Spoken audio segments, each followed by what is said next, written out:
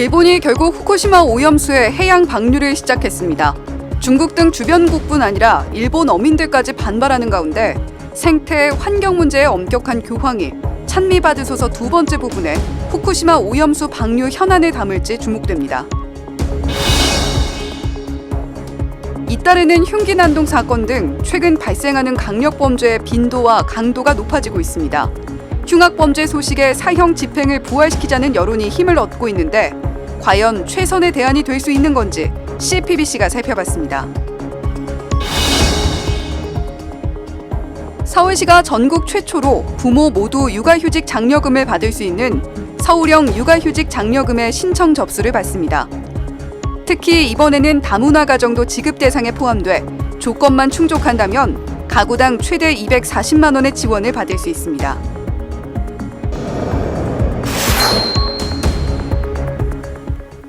시청자 여러분 안녕하십니까? 8월 24일 목요일 CPBC 뉴스입니다. 후쿠시마 오염수 방류가 오늘부터 시작됐습니다. 앞으로 30년 동안 막대한 양의 오염수가 바다로 흘러가게 될 텐데요. 이런 가운데 프란치스코 교황은 생태회칙 찬미받으소서의 두 번째 부분을 쓰고 있습니다. 후쿠시마 오염수 방류 문제가 담길 것인지 주목됩니다. 맹현균 기자가 보도합니다. 일본 정부의 결정에 따라 후쿠시마 오염수 방류가 시작됐습니다. 먼저 하루에 460톤의 오염수를 바닷물에 희석해 17일 동안 방류합니다. 다핵종 제거 설비를 거쳐 약 1km 길이 해저 터널을 통해 방류하는 방식입니다. 내년 3월까지 약 3만 1,200톤의 오염수가 방류될 것으로 예상됩니다. 이후 30년 동안 막대한 양의 오염수가 바다에 방류됩니다. 2011년 3월 후쿠시마 원전 사고가 발생한 지 약 12년 만입니다. 일본 어민과 중국 등 주변국은 반발하고 있습니다. 중국 정부는 주중 일본 대사를 초치해 항의했고 일본산 수산물 추가 수입 규제 가능성도 시사했습니다. 가톨릭교회도 지난 6월 성명을 통해 오염수 방류를 반대했습니다. 생태계에 어떠한 영향을 끼칠지, 그리고 앞으로 30년 이상 100년 동안 계속 오염수를 바다로 흘려 보내야 되는데 이것이 어떤 재앙으로 인류에게 되돌아올지 걱정이 앞섭니다. 프란치스코 교황은 직접 후쿠시마 오염수를 거론한 적은 없습니다. 다만 교황은 생태 환경 문제를 아주 엄격하게 바라봅니다. 생태회칙 찬미받으소서를 보면 이 같은 문제가 발생했을 때 모든 변수를 고려해야 한다는 취지의 입장을 밝혔습니다. 생태 문제는 돌이킬 수 없기 때문에 더욱 신중해야 한다는 것입니다. 이와 함께 올해 피조물 보호를 위한 기도의 날 담화에서는 최악의 결과가 발생하지 않도록 막을 수 있고 또 막아내야 한다고 말했습니다. 특히 교황은 바다는 모든 인간이 의존하는 연결의 매개체라고 강조했습니다. 모든 인간이 연결된 만큼 깨끗한 바다를 미래 세대에게 물려줘야 하고 그러기 위한 고민을 얼마나 하고 있는지 돌아봐야 한다는 의미입니다. 한편 교황은 생태회칙 찬미받으소서의 두 번째 부분을 쓰고 있습니다. 최근의 현안을 반영해 기상이변과 재난에 초점을 맞출 것으로 보입니다. 핵의 위험성을 상징하는 후쿠시마 오염수 방류 등의 현안도 다뤄질 것인지 주목됩니다. CPBC 맹현균입니다. 최근 흉악 범죄가 잇따르면서 사형 집행을 부활해야 한다는 여론이 커지고 있습니다.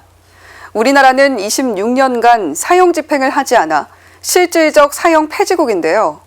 극악무도한 범죄에 극단적인 형벌로 맞서는 게 맞는지 이성적으로 따져볼 때가 아닌가 싶습니다. 김현정 기자가 보도합니다. 최근 한 달간 흉악 범죄가 잇따랐습니다. 지난 3일 분당 서현역 일대에서 벌어진 흉기 난동 사건. 경찰은 사건 직후 특별 치안 활동을 선포했지만 범죄는 재발했습니다. 산책길에서 처음 본 여성을 때리고 성폭행에 사망케 한 신림동 강간살인 사건까지 벌어지자 범죄자에 대한 사형 집행으로 일벌백계 해야 한다는 분노 여론이 들끓고 있습니다. 온라인 커뮤니티 게시판과 포털뉴스 댓글창 등에는 사형제 부활을 요구하는 의견이 쏟아졌습니다. 한동훈 법무부 장관은 외교적 문제를 이유로 사형 집행 부활에 대해서는 비판적인 입장을 표명했습니다. 전문가들도 사형은 국가가 범죄자에게 똑같은 방식으로 목숨을 빼앗는 단순한 응보적 감정을 충족시키는 효과 외에 어떤 범죄 예방 효과도 없다고 지적합니다. 사형을 각오한 범죄자는 막을 수 없기 때문입니다.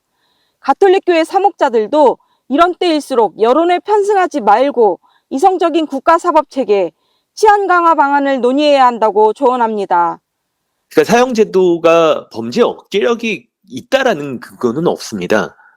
흉악 범죄가 생길 때마다 사형이나 강력한 법 집행 이야기를 하는데 그거는 너무나 쉬운 말이죠.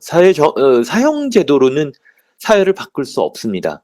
어떤 범죄자도 사형이 없으니까 마음껏 흉악 범죄를 저질러야지 생각하고 범죄를 저지르는 것은 아니거든요. 1997년 말 사형수 23명에 대한 사형 집행이 이뤄지고 난 이듬해엔 전년보다 살인사건이 177건이나 증가했다는 결과도 주목해야 합니다. 오히려 범죄 행위가 극단적이라고 해서 그 범죄를 반대하는 행동도 극단적이 돼버리면 국민 불안은 계속될 것입니다. 또한 극단과 극단이 맞서는 사회 분위기가 이어진다는 지적에도 귀 기울일 필요가 있습니다. 운명화된 사법은 그렇게 움직이는 게 아니에요. 아주 냉철하게 이성적으로 생각해야 되고 단순히 하나의 범죄를 해결한다는 차원에서만 생각해서는 안 되고 전체 사법, 전체 국가의 발전, 그죠? 미래 세대에 미치는 영향을 다 고려해야 되는 거죠. 그죠? 그래야 되는 거지. 그냥 뭐 어떤 한 사건이 극악무도하니까 가장 극단적이고 강력한 처벌 수단을 동원해서 뭐 해야 한다. 이렇게 단순하게 해결할 문제가 아니거든요. 흉악범죄자를 사회에서 영원히 격리시키는 가석방 없는 종신형 도입 논의도 신중할 필요가 있다는 지적입니다. 이 또한 국민 정서에 편승한 정책일 뿐이라는 겁니다. 법 집행은 이성적으로 이루어져야죠. 프란치스코 교황님도 가석방 없는 종신형에 대해서는 이거는 숨겨진 사형이다 라면서 비판하시고 정말로 처벌이 유익하려면 희망의 지평을 가져야 하는 처벌이 옳다라고 말씀하셨습니다. 불합리한 부분을 완전히 제거할 수 없는 개인의 살인행위에 대해 국가기관이 다시 생명을 빼앗는 형벌로 맞대응하는 것은 모순이 아닐지 우리 사회가 진지하게 고민해야 할 때입니다. CPBC 김현정입니다. 육아휴직을 쓰고 싶어도 통상 임금의 80%만 받는 현실 때문에 망설이는 부모들이 적지 않을 텐데요. 이런 가운데 서울시가 육아휴직 장려금을 도입했습니다. 다문화 가정도 장려금 지급 대상에 포함됐다는 점이 특히 눈길을 끕니다. 김영규 기자의 보도입니다. 서울시가 육아휴직을 한 직장인 엄마 아빠를 위해 다음 달부터 서울형 육아휴직 장려금 신청 접수를 받습니다. 저출생 문제의 근본적인 해법은 엄마 아빠가 직접 아이를 키울 수 있는 환경을 만드는 것이라고 생각하고요. 저출생 위기 극복을 위해서 또 양육자가 아이를 돌볼 수 있도록 부모 모두가 육아휴직 사용을 조금 더 활성화하기 위해서 서울형 육아휴직 장려금을 도입하게 됐습니다. 서울시는 여전히 여성이 주 양육자인 현실에서 여성의 경력 단절 예방을 위해 전국 최초로 엄마 아빠 모두 육아휴직 장려금을 받을 수 있도록 정책을 설계했습니다. 서울형 육아휴직 장려금 지원 대상은 신청일 기준 1년 이상 계속해서 서울시 관내에 주민등록이 등재되어 있는 엄마 아빠입니다. 또 건강보험료 본인 납부금 기준으로 가구소득이 중위소득 150% 이하이다. 고용보험 가입 뒤 올 1월 이후 육아휴직을 사용해서 육아휴직 급여를 6개월 연속 수급한 경우에 해당됩니다. 신청은 9월 1일부터이며 출산육아 종합 포털인 출산에서 육아까지 몽땅 정보 만능키에서 신청하면 됩니다. 장려금은 육아휴직 사용에 따른 소득 감소를 지원하기 위해 1인당 최대 120만 원, 부모가 각자 육아휴직을 사용할 경우 가구당 최대 240만 원을 지원합니다. 6개월 이상 육아휴직 사용 시 60만 원을 지급받고 12개월 육아휴직 사용 시 60만 원을 추가로 지급받습니다. 분할 신청 없이 육아휴직 12개월을 사용한 뒤 일괄 신청도 가능합니다. 매달 15일까지 신청하면 동주민센터 및 구청 담당자가 심사한 뒤 그 다음날까지 개인 통장으로 장려금을 지급합니다. 특히 조건 충족 시 다문화 가정도 신청할 수 있습니다. 행정안전부와 서울시에 따르면 2021년 기준 서울의 다문화 가구 수는 7만 1000여 가구입니다. 가구원 수도 18만 7천여 명에 달합니다. 자세한 사항은 거주지 동주민센터 또는 서울시 다산코울재단으로 문의하면 됩니다. 저출생의 원인은 다양하지만 육아로 인한 경력 단절에 대한 두려움이 큰 원인이 됩니다. 그래서 일과 육아를 병행할 수 있도록 눈치 보지 않고 많은 분들이 적극 신청하여 주시기를 바라고, 기업에서도 자유롭게 육아휴직 쓸 수 있는 분위기가 확산될 수 있도록 되었으면 좋겠습니다. CPBC 김영규입니다. 학업과 취업 등으로 힘겨운 나날을 보내는 청년들에게 자신을 발견하고 위로를 해주는 체험형 콘서트가 열립니다. CPBC는 서울 시민과 함께하는 음악회, 청년 콘서트 숙제 말고 축제처럼을 오는 9월 1일 오후 4시 여의도 한강공원 물빛 무대에서 개최합니다. 일부에선 청년들이 나, 너, 그리고 자연을 주제로 퍼스널 컬러를 진단받고 당신을 부탁하는 설명서, 감정 몽타주 등 체험 프로그램에 참여함으로써 자신을 발견하는 시간을 갖습니다. 비밀 전시회와 포토부스, 먹거리 체험 부스, 플로깅 캠페인 등에도 참여할 수 있습니다.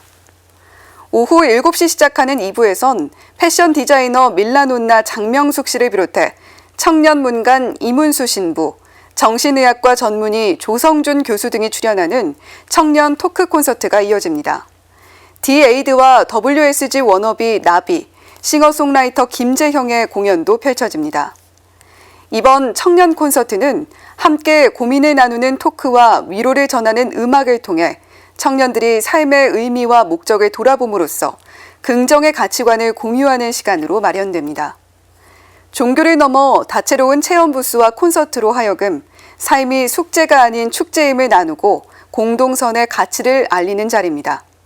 이날 콘서트는 CPBC TV 추석 특집 방송과 유튜브를 통해 시청할 수 있습니다. 오늘부터 회는 꿈도 못 꾸는 건가? 저도 아침부터 들었던 말인데요. 일본이 결국 후쿠시마 오염수 방류를 강행했습니다. 홍콩은 당장 오늘부터 일본산 수산물 수입을 금지했고, 오염수 방류에 극렬히 반발해왔던 중국도 일본산 수산물 수입 전면 중단뿐 아니라 다루미 히데오 주중 일본 대사를 초치해 강하게 항의했습니다.